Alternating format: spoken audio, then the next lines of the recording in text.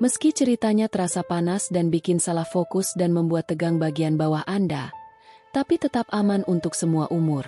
Kalau kalian suka dengan cerita ini, jangan lupa untuk tekan tombol subscribe, supaya kalian tidak ketinggalan cerita-cerita seru berikutnya. Jangan lupa juga untuk like agar kami semakin semangat membuat kisah-kisah menarik lainnya.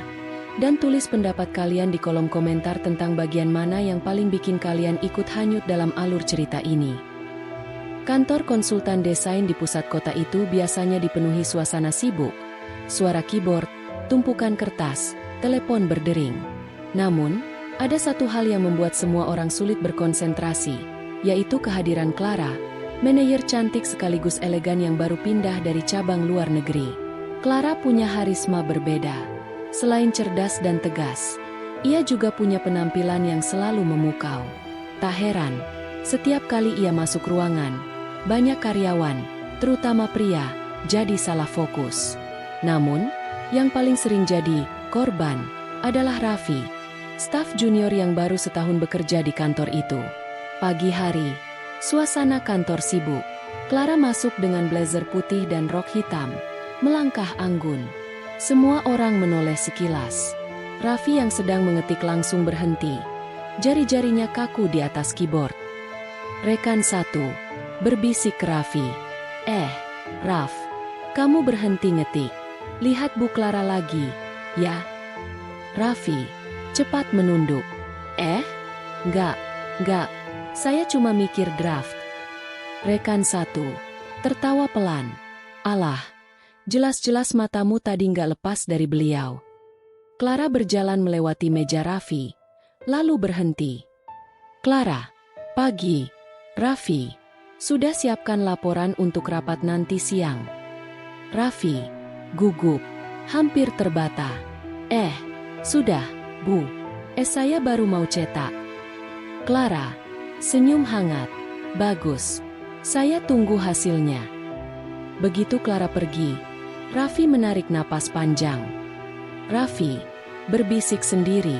Kenapa tiap ditanya sama beliau, jantungku kayak mau copot, ya? Siang hari, semua staf berkumpul di ruang rapat. Clara berdiri di depan layar, menjelaskan strategi baru.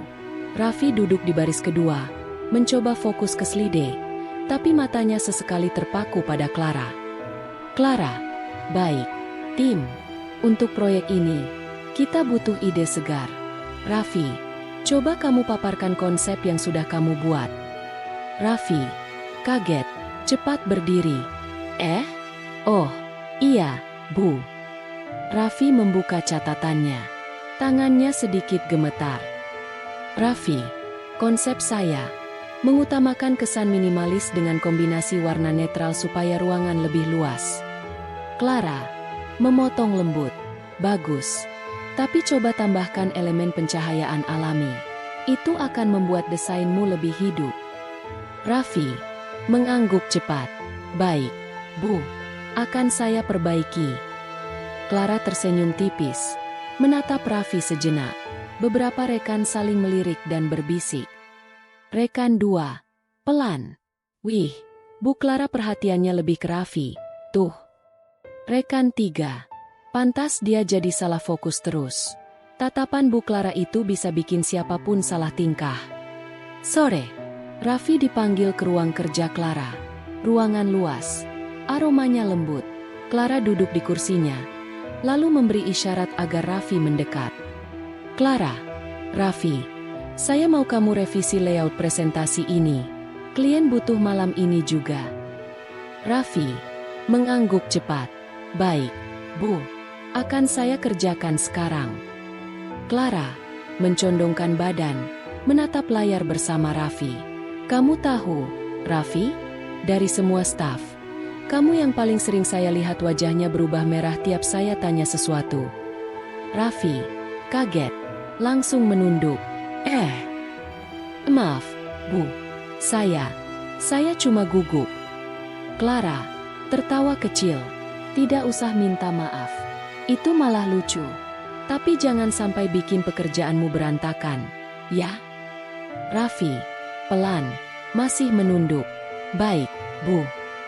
Raffi berusaha fokus ke layar, tapi jantungnya berdegup kencang. Suasana ruangan terasa makin panas. Malam akhir pekan, ada acara perusahaan di ballroom hotel.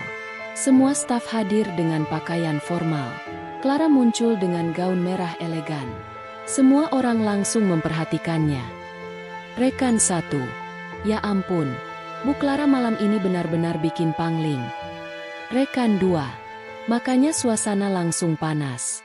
Semua mata tertuju ke dia. Raffi berdiri di sudut, mencoba tidak mencolok. Namun Clara menghampirinya. Clara, Raffi, kenapa di pojok? Ayo gabung dengan yang lain. Raffi kaget, lalu cepat mengangguk. Oh, iya, Bu. Baik.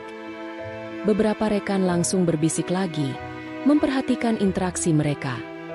Rekan 3. Wih, Bu Clara ngajak Raffi lagi. Pasti makin salah fokus. Tuh.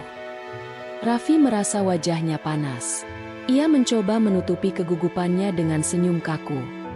Setelah acara, sebagian besar karyawan pulang.